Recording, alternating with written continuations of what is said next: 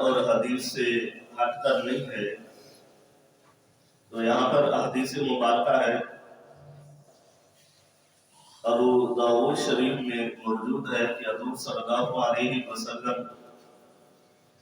اذا صلى احدكم فليتوضا بتحميد ربه عز وجل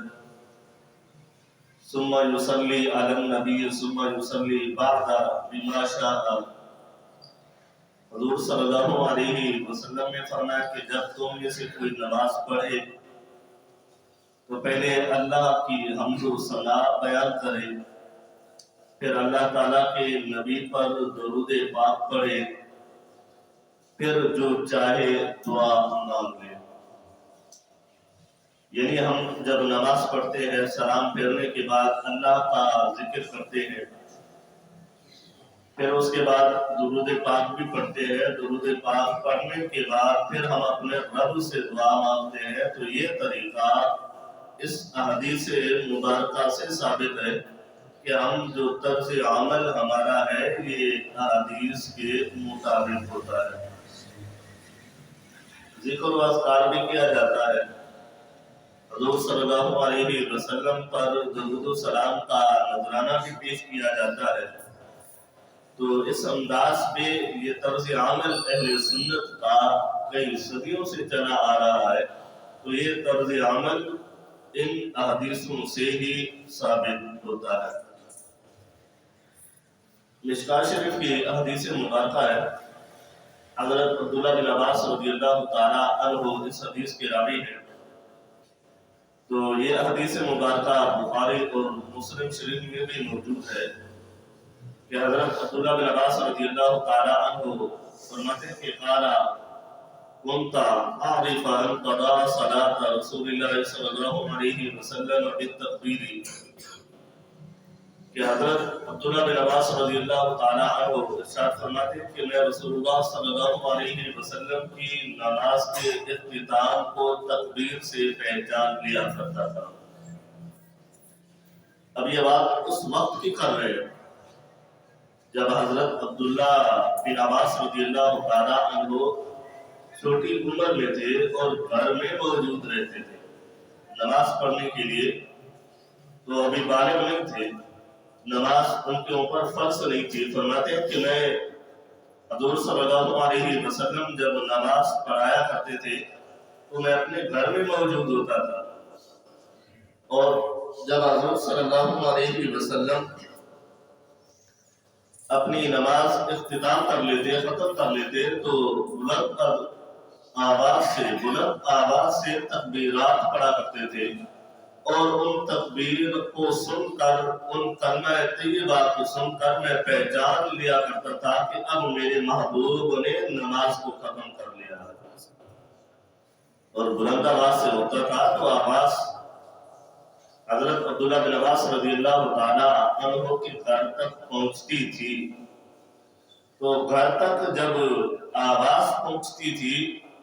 تو پھر معلوم ہوتا ہے کہ بلند آواز سے ذکر کرنا یہ صحابہ کرام کا اور میرے نبی کا بھی طرز عمل ہوا کرتا تھا۔ اور بلند آواز سے ذکر کرنا یہ حضور صلی اللہ علیہ وسلم کا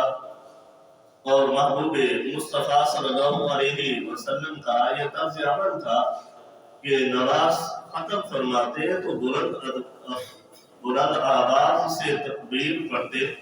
تو بلند آواز سے تکبیر کے ذریعے سے حضرت عبداللہ بن عباس گھر بیٹھ کر اختتام کی بھی خبر دے دیا کرتے تھے۔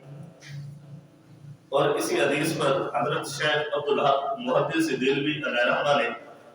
فرمایا کہ اس حدیث میں لفظ تکبیر کی شرح میں فرماتے ہیں کہ اس حدیث میں تکبیر سے مراد مطلق اللہ کا ذکر ہے۔ یعنی یہاں پر اس حدیث مبارکہ میں لفظ ہے کہ صلاۃ رسول اللہ صلی اللہ علیہ وسلم بالتکبیر، شیخ عبدالحق محدث دہلوی علیہ رحمہ بالتکبیر سے فرماتے ہیں کہ اصل میں یہاں پر جو تکبیر کا ذکر لفظ موجود ہے، اس سے مراد یہ مطلق ذکر ہے جو میرے محبوب اور میرے صحابہ کیا کرتے تھے۔ میرا محبوب اور میرے صحابہ کیا کرتے تھے جو ہی نماز ختم فرماتے تھے۔ اور اسی حدیث مبارکہ کو حضرت امام نبوی علیہ رحمہ نے شرح لکھتے ہوئے فرماتے ہیں کہ فرض نماز کے بعد بلند آواز سے ذکر کرنا یہ مستحب ہے۔ جیسے ہم نماز پڑھتے ہیں، فرض ادا کر لیے، پھر ہم ذکر کرتے ہیں، کلمہ طیبہ پڑھتے ہیں یا تکبیرات پڑھتے ہیں یا درود و سلام پڑھتے ہیں، یہ ذکر کرنا، یہ کلمہ طیبہ پڑھنا اور یہ درود پاک پڑھنا، حضرت امام نبوی علیہ رحمہ جو مسلم شریف کی جنہوں نے عربی میں شرح لکھی، وہ فرماتے ہیں کہ ہر نماز جو فرض نماز ہے اس کے اختتام پر یہ ذکر و اذکار کرنا، وہ بھی بلند آواز سے، یہ مستحب ہوتا ہے۔ تو دعا تو ہم نے مانگ لی ہے، جو دعا سے پہلے ہم ذکر کرتے ہیں، حضور صلی اللہ علیہ وسلم پر درود پاک پڑھتے ہیں، تو پھر ہم دعا مانگتے ہیں، تو یہ ایک دعا کے قبول ہونے کا بھی یہ بڑا نسخہ ہے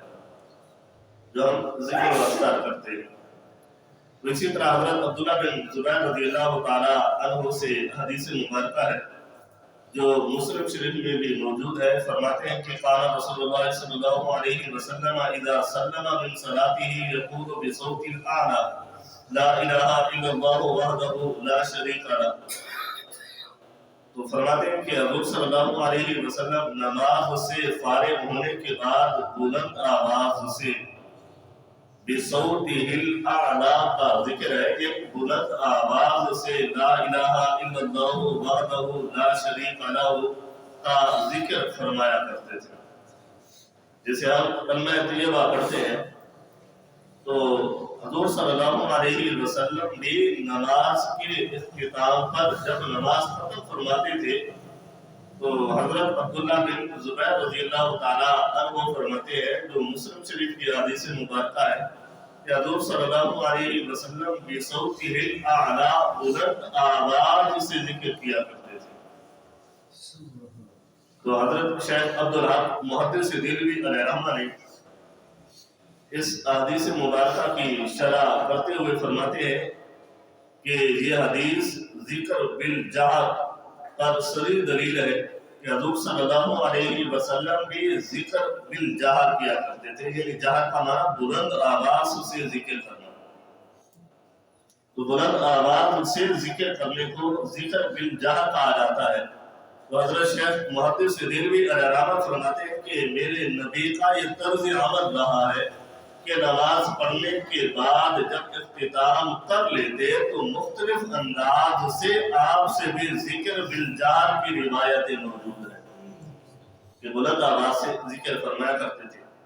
کسی حدیث میں کوئی ذکر ہے، کسی حدیث میں کسی چیز کا ذکر ہے، تو کہیں پہ کلمہ طیبہ کا ذکر ہے۔ تو اس حدیث مبارکہ میں جو مشکوٰۃ شریف اور نسائی شریف میں موجود ہے کہ حضور صلی اللہ علیہ وسلم یقول اذا سلم سبحان الملک القدوس ثلاثا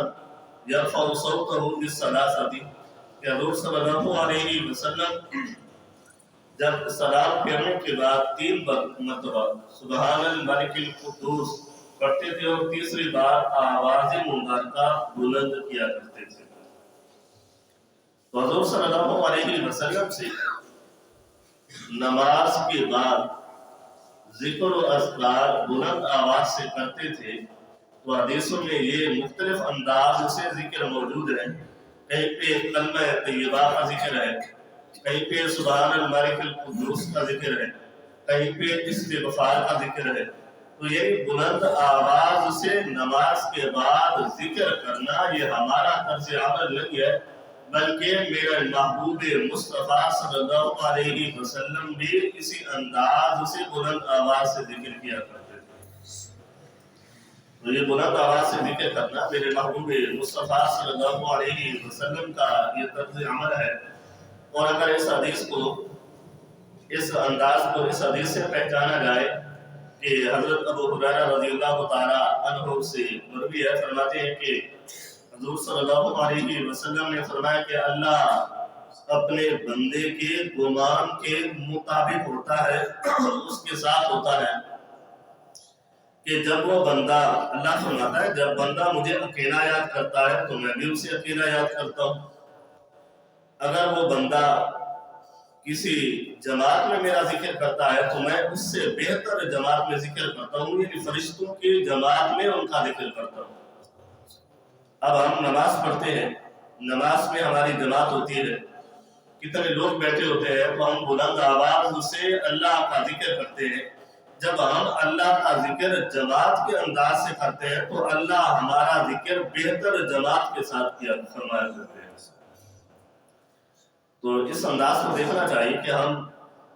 ذکر و اذکار کرتے ہیں تو صرف اللہ کو راضی کرنے کے لیے کرتے ہیں، نہ کہ دنیا کو راضی کرنے کے لیے۔ اور ذکر بالجہر کرنا بھی قرآن اور حدیث سے ثابت ہے، اور جو ہم جماعت کے ساتھ ذکر کرتے ہیں بلند آواز سے، اس کا ثبوت بھی احادیث سے موجود ہے۔